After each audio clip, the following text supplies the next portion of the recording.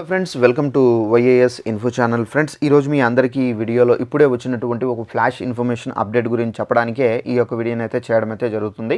So ఆ flash information update ఏంటంటే మన యొక్క ఏపీ రాష్ట్ర వ్యాప్తంగా ఆధార్ కార్డులు ఎవరైతే కలిగి ఉన్నారో వీరందరూ తప్పనిసరిగా ఈ రెండు అనేది చేసుకోవాల్సి అయితే ఉంటుంది. ఆల్రెడీ దీనిపై వీడియోను చేయడం అయితే జరిగింది.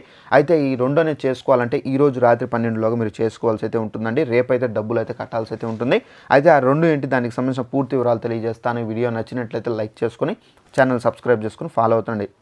ఇక దీనికి సంబంధించి మనకు నోటిఫికేషన్ కూడా అయితే వచ్చింది. ఒకసారి ఆ నోటిఫికేషన్ కూడా మీకు స్టిక్ చేస్తాను.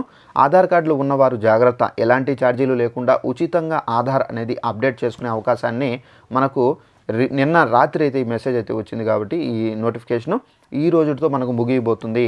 ఎల్లుండి నుండి అనగా మనకు రేపటి నుండి ఛార్జీలు అయితే చెల్లించాల్సి అయితే ఉంటుంది. ఇప్పటికే పలుమార్లు UIDAI గడువు అయితే పొడిగించగా మరోసారి పెంచుతుందా లేదా అనేది కూడా క్లారిటీ లేదు.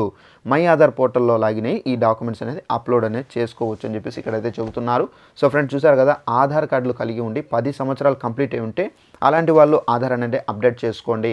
అలాగే నెక్స్ట్ వన్ వచ్చేసి ఆధార్ కార్డులో ఏమైనా పేరు స్పెల్లింగ్ మిస్టేక్స్ ఉన్నా కానీ, అలాగే అడ్రస్ స్పెల్లింగ్ మిస్టేక్స్ ఉన్నా కానీ, నెక్స్ట్ వచ్చేసి డేట్ ఆఫ్ బర్త్ ఏమైనా సరి చేసుకోవాలన్నా కానీ, ఏ మార్పు చేర్పులు చేసుకోవాలన్నా ఈ రోజు రాత్రి 12లోగా మీరు ఉచితంగా చేసుకోవచ్చు. రేపటి నుండి కూడా చేసుకోవచ్చు. బట్ ఏంటంటే మీరు డబ్బులు అనేది కట్టాల్సి అయితే ఉంటుంది.